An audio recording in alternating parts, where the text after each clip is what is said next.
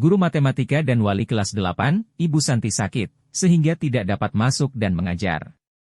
Akhirnya dicarikan guru pengganti, Ibu Eni. Ibu Eni baru 2 tahun menjadi guru SMP.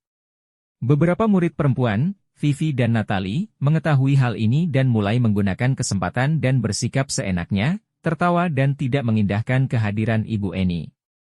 Ibu Eni mencoba menyapa Vivi dan Natali dengan ramah, sambil mengingatkan mereka untuk tetap fokus pada pengerjaan tugas. Ayolah tugasnya dikerjakan, nanti ibu ditegur bapak kepala sekolah kalau kalian tidak kerjakan tugas. Tolong bantu ibu ya.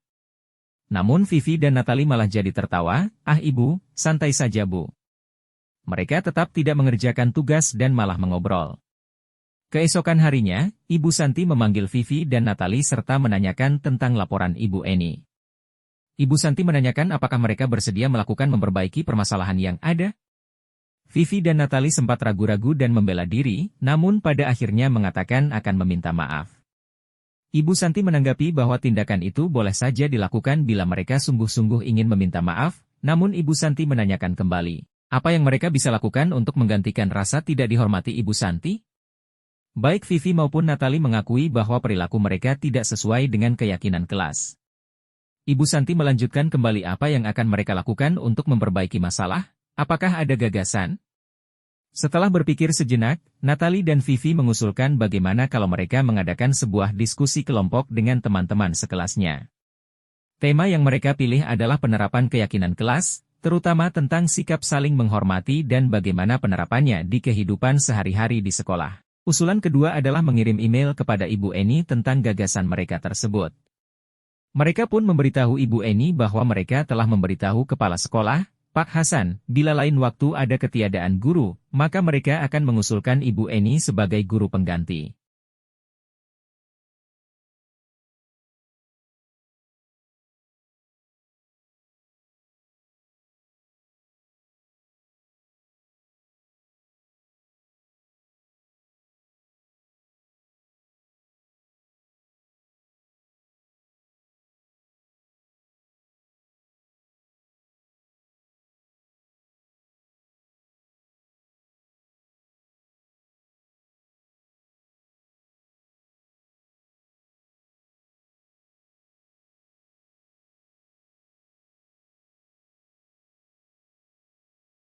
Sabrina hari itu bangun terlambat, dan terburu-buru sampai di sekolah.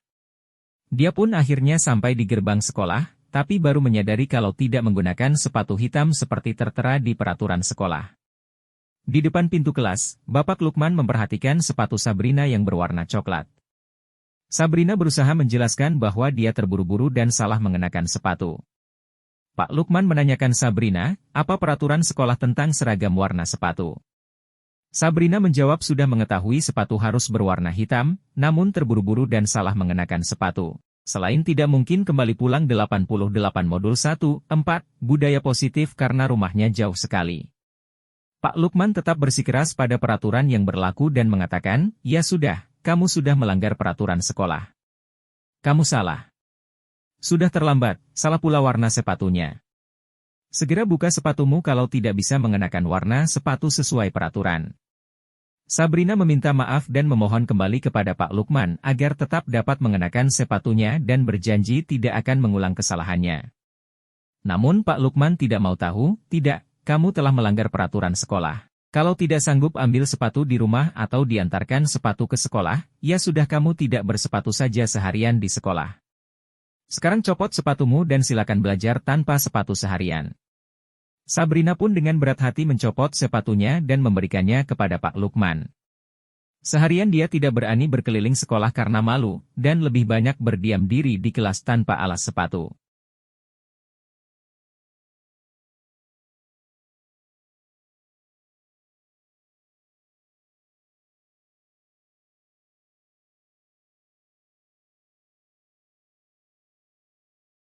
Ibu Dani sedang menjelaskan pelajaran bahasa Inggris di papan tulis, namun beliau memperhatikan bahwa Fajar malah tidur-tiduran dan tampak acuh tak acuh pada pelajarannya.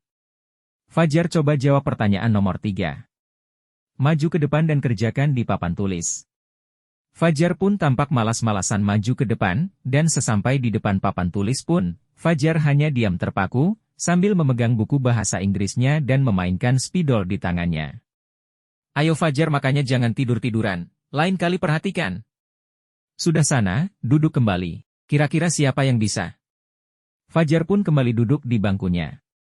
Hal seperti ini sudah seringkali terjadi pada Fajar, seperti tidak memperhatikan, acuh tak acuh, dan nilai-nilainya pun tidak terlalu baik untuk pelajaran bahasa Inggris. Pada saat ditegur oleh Ibu Dani, Fajar hanya menjawab, tidak tahu Bu. Ibu Dani pun menjawab lirih, gimana kamu Fajar, kamu tidak kasihan sama ibu ya, ibu sudah capek-capek mengajarkan kamu. Tidak kasihan sama ibu, dan Fajar pun diam membisu.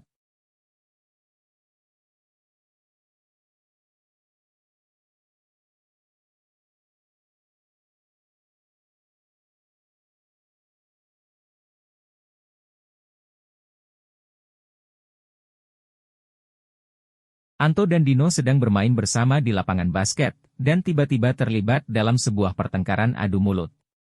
Dino pun menjadi emosi dan mengadakan kontak fisik, menarik kemeja Anto dengan kasar, sampai 3 kancingnya terlepas. Pada saat itu guru piket langsung melai mereka, dan membawa mereka ke ruang kepala sekolah. Ibu Suti sebagai kepala sekolah berupaya menenangkan keduanya, terutama Dino. Dino, sepertinya kamu saat ini sedang marah sekali. Mendengar itu, Dino pun mengalir bercerita tentang kekesalan hatinya.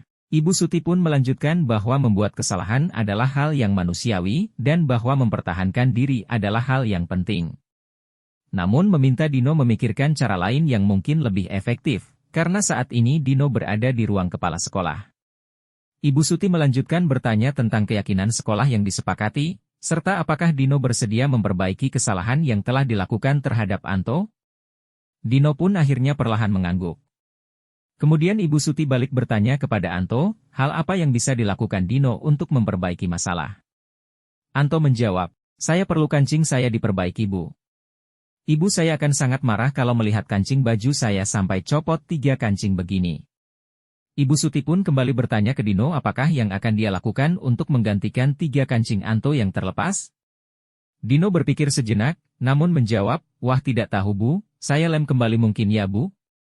Ibu Suti berpikir sebentar dan menanggapi, kalau dilem akan mudah terlepas kembali Dino. Bagaimana kalau kamu menjahitkan saja, bersediakah kamu? Dino tampak ragu-ragu dan menanggapi, menjahit? Mana saya tahu bagaimana menjahit Bu. Ibu Suti meneruskan, apakah kamu bersedia belajar menjahit?